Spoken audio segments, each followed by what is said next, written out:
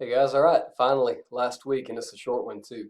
So, big thing obviously is our final. Now, the final is just a regular test. It's not comprehensive. It's just 100 points, just like all the other ones have been.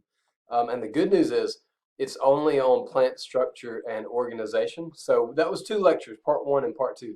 But those were two of the shorter lectures we've had all semester. So, there's a lot of information packed in there. It's dense. There's a lot of information about like the different tissues and then like all the structures that are found in stems and roots and leaves.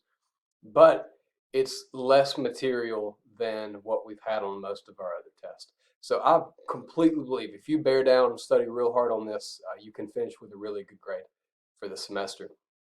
So focus on that. That's the big thing.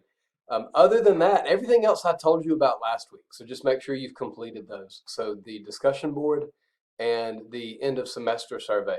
Those are both going to be due on Tuesday, the 14th. That's going to give me some time to like calculate final grades and do all that. So just make sure you submit those assignments by Tuesday.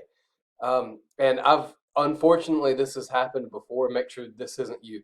I've had some people that take the final. I'll post the final grade, and they're like, "Okay, great. I barely scraped by with a C or a B or whatever you're shooting for," and then they just forget those other assignments. If you don't do the discussion board, I'm going to have to put a zero in, and then that's going to bump your grade down a little bit more.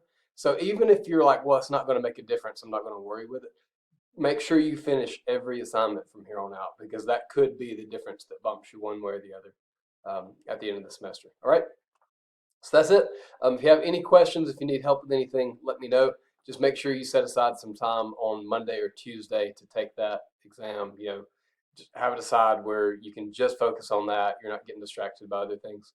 And then enjoy your break after this. I'm completely ready for one too. So if you need anything, let me know. Thanks.